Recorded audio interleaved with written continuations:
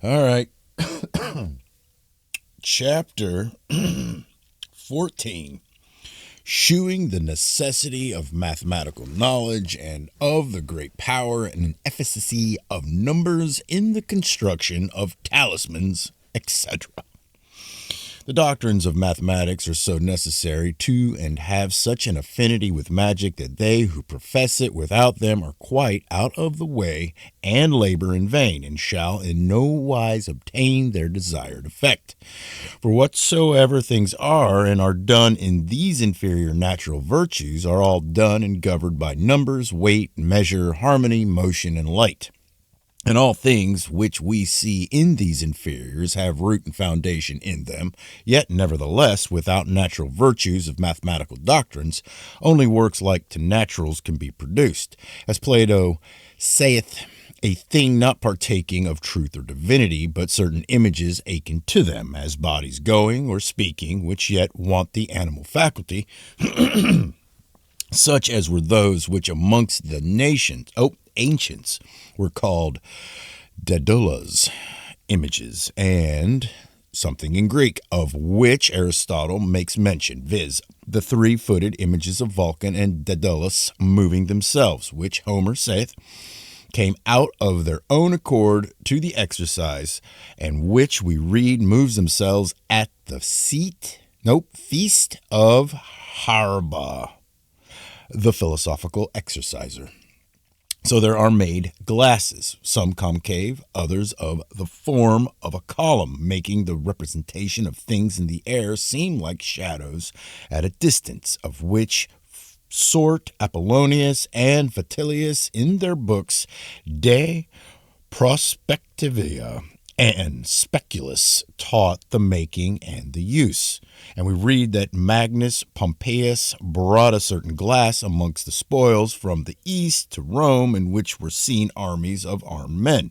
And there are made certain transparent glasses, which being dipped in some certain juices of herbs and irradiated with an artificial light, fill the whole air around about with visions.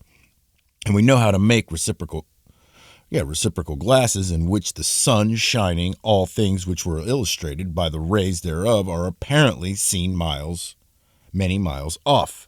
Hence a magician, expert in natural philosophy and mathematics, and knowing the middle sciences, consisting of both these, viz. Arithmetic, music, geometry, optics, astronomy, and such sciences that are of weights, measures, proportions, articles, and joints, knowing also mechanical arts, and resulting from these, may without any wonder, if he excel other men in the art and wit, do many wonderful things which men may much admire.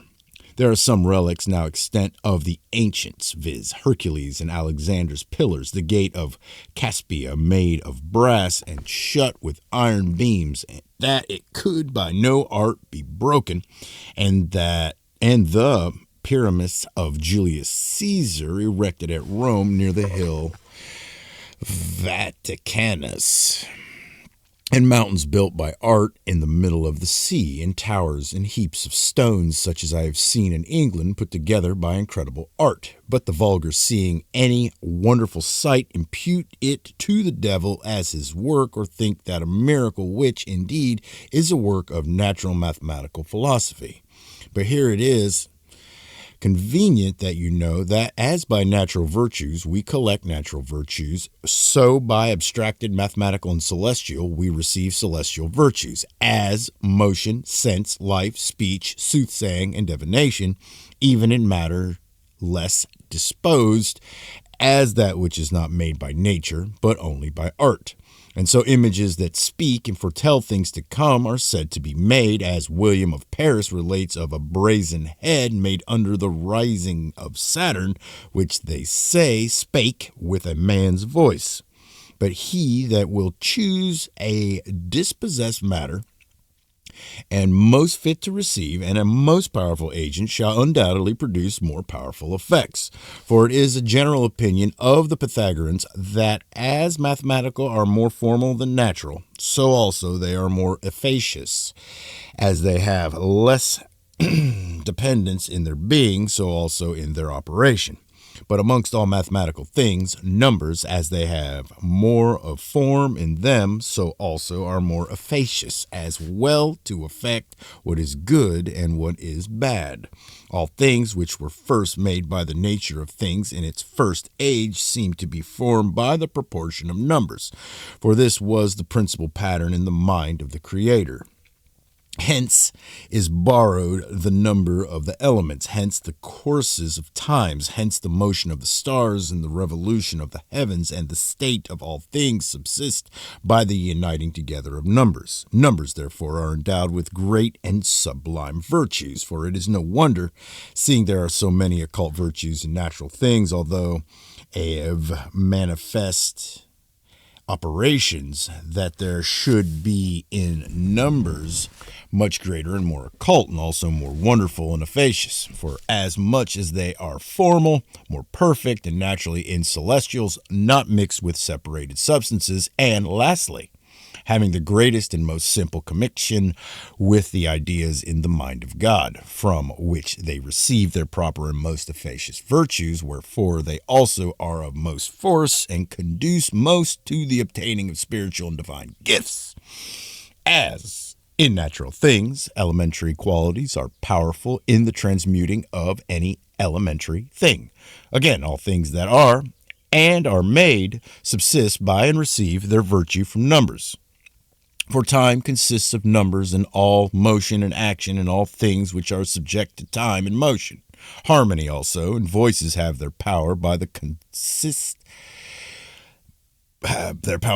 and consist of numbers and their proportions, and the proportion arising from numbers do by lines and points make characters and figures, and these are proper to magical operations. The middle, which is betwixt both, being appropriated by declining to the extremes, as in the use of letters. And lastly, all species of natural things and of those which are above nature are joined together by certain numbers, which Pythagoras, seeing, says that number is that by which all things subsist, and distributes each virtue to each number.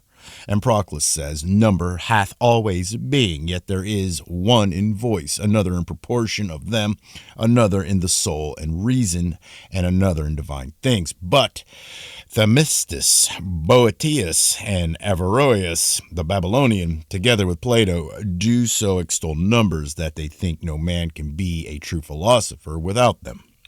By them there is a way made for the searching out and understanding of all things knowable. By them the next access to natural prophesying is had. And the abbot Joachim proceeded no other way in his prophecies but by formal numbers.